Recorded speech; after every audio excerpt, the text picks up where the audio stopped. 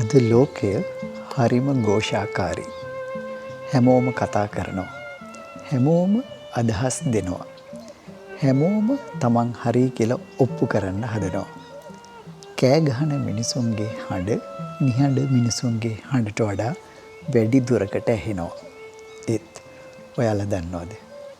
හඬේ ශබ්දේ වැඩි වුණාට ඒකෙන් කියන්නේ නැහැ හඬ වැඩි වුණ තරමට ලොකු දෙයක් ඒක ඇතුලේ තියෙනවා කියන අදහස. කියමනක් තියෙනවා. Silence speaks when words can't.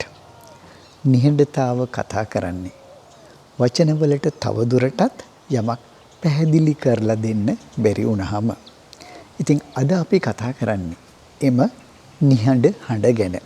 නැත්නම් නිශ්ශබ්දතාව ගැන. ගොඩක් අය නිහඬව ඉන්න කෙනෙක් දැක්ක ගමන්ම එක දෙයක් හිතනවා. මෙයාට කියන්න කිසිම දෙයක් නැහැ. මෙයා හරිම දුර්වලයි. මෙයා බයයි. ඒත් නිහඬ බව කියලා කියන්නේ හිස් බවක් නොවේ. නිහඬතාවය කියලා කියන්නේ එයාගේ අභ්‍යන්තරය හරිම ගැඹුරුයි කියන කාරණය. Lao Tzu කියනවා. Those who know do not speak. Those who speak do not know. දන්න අය කියවන්න යන්නේ නැහැ. කියවන අය දන්නේ නැහැ. ඉතින් නිහඬ මිනිස්සු ශබ්දයට වඩා ගැඹුරක් තෝරා ගන්නවා. ඒත් අද කාලේ ශබ්දය මහා බලයක් වෙලා. සමාජ මාධ්‍ය, කතා කරන වැඩසටහන්, වාද විවාද. කොහොම වුණත් වැඩිපුරම කෑ ගහන අය ඕනම තැනක නායකයෝ බවට පත් වෙනවා. නමුත් හොඳට බලන්න ශබ්දය වැඩි තැන්වල සවන් දීම හරිම අඩුයි. කාල් ජොන් කිව්වා වගේ people will do anything no matter how absurd to avoid facing their own soul. මිනිස්සු තමන්ගේම හෘද සාක්ෂියට මුහුණ නොදී ඉන්න ඕනම දෙයක් කරනවා. ඉතින් ශබ්දය කියලා කියන්නේ ගොඩාක් වෙලාවට ඇතුලේ තියෙන හිස්කම වසා දමන එක්තරා විදිහක තිරයක්. හිතන්න. ගැඹුරු ගංගාවක් ශබ්ද කරනවාද? නැහැ. වැඩිපුරම ශබ්ද කරන ගංගා ගැඹුරුත් නැහැ. ඒ වගේමයි මිනිස්සුත්. ගැඹුරු මිනිස්සු වැඩිපුර කතා කරන්නේ නැහැ. ඒ අය ඇහුම්කම් දෙනවා. බලාගෙන ඉන්නවා.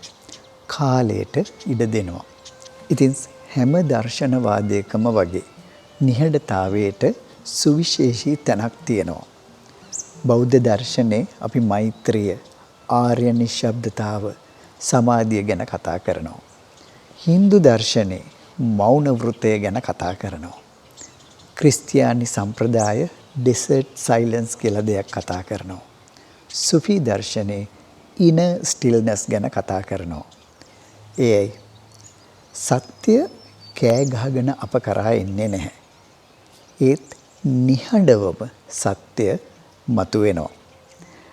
ඇත්තටම නිහඬතාවයට බොහෝ අය හරිම බයයි. මොකද නිහඬව හිටියොත් තමන්ට තමන්මම ඇහෙන්න පටන් ගන්න නිසා. පසුතැවීම, බය, උත්තර හොයාගන්න බැරි ප්‍රශ්න අපට ඇහෙන්නේ අපි නිහඬ වුණොත් විතරයි. බ්ලෙසී පැස්කල් කියලා තියෙනවා. All of humanity's problems stem from man's inability to sit quietly in a room alone.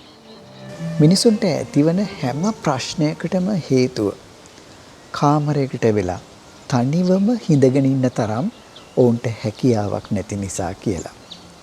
ඉතින් ශබ්දය කියලා කියන්නේ අපට අපිවම ඇහෙන්න නොදෙන උපායක්.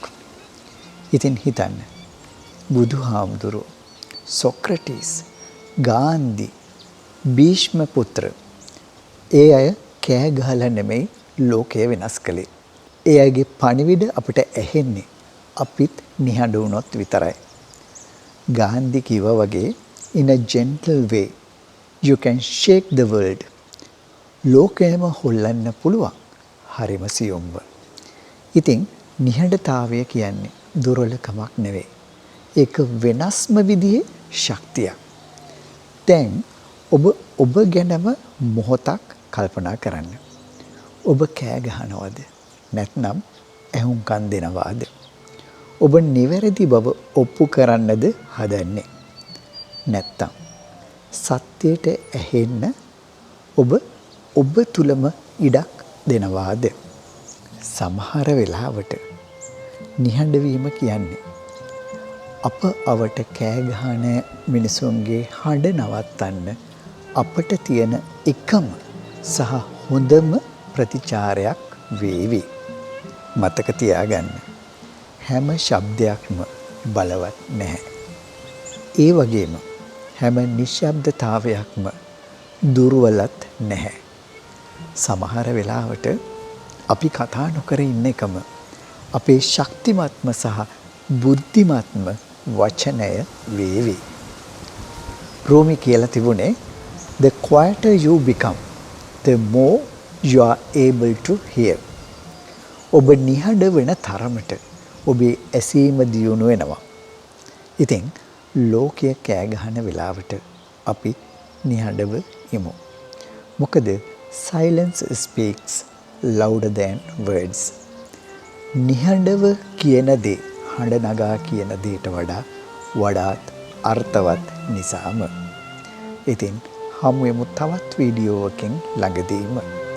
නැවත හමු වෙන තුරු ශිවාච සුන්දරාච භවතු තේ ජීවන යාත්‍රා.